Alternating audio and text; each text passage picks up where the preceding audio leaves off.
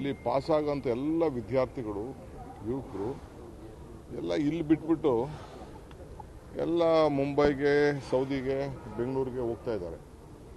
ಆಮೇಲೆ ಎಲ್ಲ ಮ್ಯಾನೇಜ್ಮೆಂಟ್ ಅವರೆಲ್ಲ ಪಾಪ ನನ್ನ ಹತ್ರ ಬಂದು ಅಳ್ತಾರೆ, ಈಗ ಯಾರು ಮಕ್ಕಳೇ ಇಲ್ಲಿ ಓದೋಕ್ಕೆ ಬರ್ತಾ ಇಲ್ಲ ಅಂತೇಳಿ.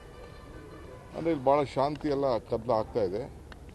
ಯಾರೋ ಅವ್ರ ಮಕ್ಕಳನ್ನ ಇಲ್ಲಿಗೆ ಬಂದು ಇಲ್ಲಿಷ್ಟು ದೊಡ್ಡ ಇಂಜಿನಿಯರಿಂಗ್ ಕಾಲೇಜಸ್ ಇದೆ, ಮೆಡಿಕಲ್ ಕಾಲೇಜಸ್ ಇದೆ, MBA ಕಾಲೇಜಸ್ ಇದೆ, ಸ್ಕೂಲ್ಸ್ ಇದೆ, PU ಕಾಲೇಜ್ಗಳಿದೆ, ಡ್ರಾಪ್ಔಟ್ ಆಗ್ತಾ ಇದೆ. ಸ್ಟೂಡೆಂಟ್ಸ್ ಎಲ್ಲ ಮೊದಲಿಗೂ ಇದಕ್ಕೂ ಡ್ರಾಪ್ಔಟ್ ಆಗ್ತಿದೆ. ಕಾರಣ ಏನಂತಂದರೆ BJPಯವರು ಇಲ್ಲಿ ಒಂದು ಬರೀ ಧರ್ಮ ಭಾವನೆ ಈ ವಿಚಾರಕ್ಕೆ ಹೊರಟಿದ್ದಾರೆ, ಇಲ್ಲಿ ಅಭಿವೃದ್ಧಿ ವಿಚಾರಕ್ಕೆ ಹೊರಟಿಲ್ಲ. ಇದಕ್ಕೆ ಆಗ್ತಾ ಇದೆ. ಅದಕ್ಕೆ ನಾವು ಪ್ರಣಾಳಿಕೆಯಲ್ಲಿ ಹೇಳಿದ್ದೇವೆ, ಇದ್ರ ಬಗ್ಗೆ ಒಂದು ಹೊಸ ಆಲೋಚನೆಯನ್ನು ಮಾಡ್ತೀವಿ ಅಂತೇಳಿ. ಇವತ್ತು ಕೂಡ ನಿನ್ನೆ ಕೂಡ ಬಜೆಟಲ್ಲಿ ಹೇಳಿದ್ದೇವೆ, ಈ ಕಡಲ ತೀರ, ಸಮುದ್ರದ ಅಕ್ಕಪಕ್ಕ ಕೆರೆ ಇದೆಲ್ಲ ಇರೋ ಕಡೆ, ವಾಟರ್ ಇರೋ ಕಡೆ ಏನಾದರೂ ಒಂದು ಹೊಸ ಪಾಲಿಸಿನ ನಾವು ತರ್ತೀವಿ ಅಂತ ನಿನ್ನೆ ನಾವು ಹೇಳಿದ್ದೇವೆ. ಇದನ್ನು ನಾವೆಲ್ಲ ಇದೆಲ್ಲ ಆದಮೇಲೆ ಆಲೋಚನೆ ಮಾಡ್ತಾಯಿದ್ದೀವಿ. ಆಲೇ ಸಜೆಷನ್ಸ್ ಕೊಡಿ ಅಂತ ಹೇಳಿದ್ದೇವೆ, ಯಾವ ರೀತಿ ಡೆವಲಪ್ ಮಾಡೋದು, ಪಾಪ ಉದ್ಯೋಗಗಳನ್ನ ಸೃಷ್ಟಿ ಮಾಡಬೇಕು ಅಂತೇಳಿ. ಸೊ ಸಾಯಂಕಾಲ 7 ಗಂಟೆ ಆದಮೇಲೆ ನಮ್ಮ ರಿಪೋರ್ಟು 7-8 ಗಂಟೆ ಆದಮೇಲೆ ಈ ಭಾಗ ಎಲ್ಲ ಒಂಥರ ಡೆಡ್ ಸಿಟಿ ಆದಂಗೆ ಆಗ್ತಾಯಿದೆ. ನೈಟ್ ಲೈಫ್ ಅಲ್ಲ, ಜನನೇ ಓಡಾಟದೇ ಕಡಿಮೆ. ನೈಟ್ ಲೈಫ್ ಮುಖ್ಯ ಅಲ್ಲ, ಇಲ್ಲಿ ಜನ ಓಡಾಟ ಮುಖ್ಯ. ಎಲ್ಲ ಹೋಟ್ಲುಗಳು, ಬಾರ್ಗಳು, ಅಂಗಡಿಗಳು, ವ್ಯಾಪಾರ ವಹಿವಾಟು ಇವೆಲ್ಲ ಆಗಬೇಕು.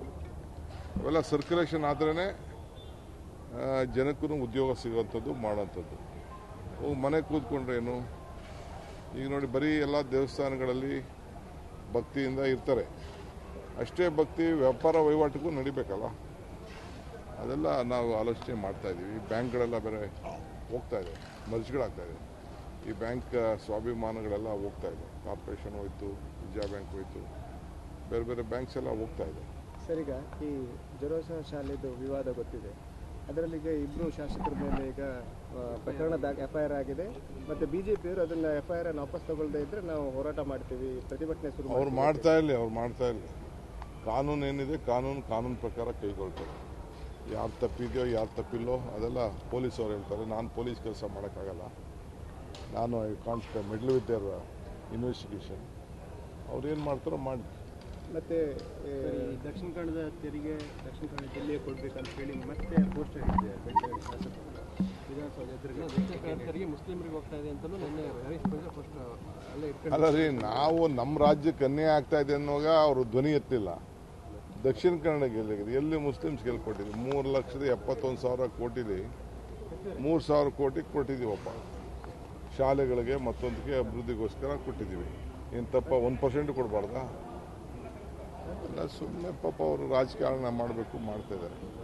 ಸರ್, ಈಗ DK ಸುರೇಶ್ ಅವರ ಎದುರು ಮಂಜುನಾಥ್ ಅಂದರೆ ಜಯದೇವ ಮಂಜುನಾಥ್ ಅವರನ್ನು ಕಣಕ್ಕಿಳಿಸಲಿಕ್ಕೆ ಮೈತ್ರಿಯಲ್ಲಿ ಈಗ ಚಿಂತನೆ ನಡೀತಾ ಇದೆ. ನೋಡಪ್ಪ, ನಾನು ದೇವೇಗೌಡರ ಮೇಲೆ ನಿಂತಿದ್ದವನು, 85ರಲ್ಲಿ ನಿಂತಿದ್ದವನು, 90ರಲ್ಲಿ ನಿಂತಿದ್ದವನು, ಕುಮಾರಸ್ವಾಮಿಯವರು ಮೇಲೆ ಅಸೆಂಬ್ಲಿಗೆ ನಿಂತಿದ್ದವನು, ಅವರ ಧರ್ಮಪತ್ನಿ ಮೇಲೆ ನನ್ನ ಇಬ್ಬರು ಸೇರಿ ಜಾಯಿಂಟಾಗೆ ಇಬ್ಬರು ಸೇರಿ ಜನತಾದಳ ಮತ್ತು BJP ಇಬ್ಬರು ಸೇರಿ ಪಾರ್ಲಿಮೆಂಟ್ಗೆ ನನ್ನ ತಮ್ಮನ ಮೇಲೆ ಕುಮಾರಸ್ವಾಮಿಯವರ ಧರ್ಮಪತ್ನಿನ ನಿಲ್ಲಿಸಿದ್ರು. ಆಗ 1,31,000 32,000 ನಾವು ಚುನಾವಣೆಯಲ್ಲಿ ಗೆದ್ದಿದ್ದೀವಿ. ಯಾರು ಬೇಕಾದ್ರೂ ಅವ್ರು ಆಯ್ಕೆ ಮಾಡಿ ನಿಲ್ಲಿಸಲಿ. ನಮ್ಮ ಮತದಾರರಿದ್ದಾರೆ. ಸುರೇಶು ಡೆಲ್ಲಿಲಿ ಕೂತ್ಕೊಳ್ಳೋ MP ಅಲ್ಲ, ಹಳ್ಳಿಲಿರೋ MP. ಹಳ್ಳಿಲಿ ಸುರೇಶ್ದೇ ಆದಂಥ ಒಂದು ಪ್ರತ್ಯೇಕವಾದಂಥ ನಮ್ಮ ಮತದಾರರ ಭಾವನೆಯಲ್ಲಿ is a ground level worker ಅಂತ ಇದೆ.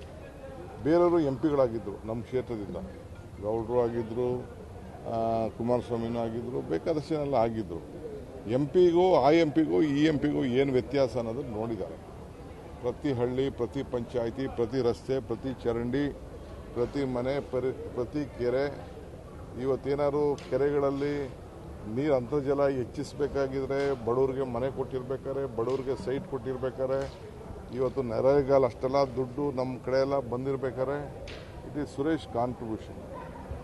ಇದಕ್ಕೆ ನಾವು ಉತ್ತರ ಕೊಡ್ತಾರೆ. ಮತದಾರರಿದ್ದಾರಲ್ಲ, ಅವರು ಭಾಳ ಪ್ರಜ್ಞಾವಂತಿದ್ದಾರೆ. ಯಾರು ಬೇಕಾದ್ರೂ ನಿಲ್ಲಿಸ್ಕೊಳ್ಳಿ, ನಮ್ಮದೇನು ಅಭ್ಯಂತರ ಇಲ್ಲ. ಅವರು ಆ ಅಶೋಕು ಬಂದು ನಿಂತಿದ್ರು, ಚಕ್ರವರ್ತಿ ಅಶೋಕ್ ಅವರು ಬಂದು ನಿಂತ್ಕೊಳ್ಳಿ, ಏನು ತೊಂದರೆ ಇಲ್ಲ, ಯಾರು ಬೇಕಾದ್ರೂ ನಿಂತ್ಕೊಳ್ಳಿ. ರಾಜಕಾರಣ ಆದಮೇಲೆ ಜನ ತೀರ್ಮಾನ ಮಾಡುವಾಗ ನಾವು ಯಾಕೆ ಅದಕ್ಕೆ ಬಿಡೋದು?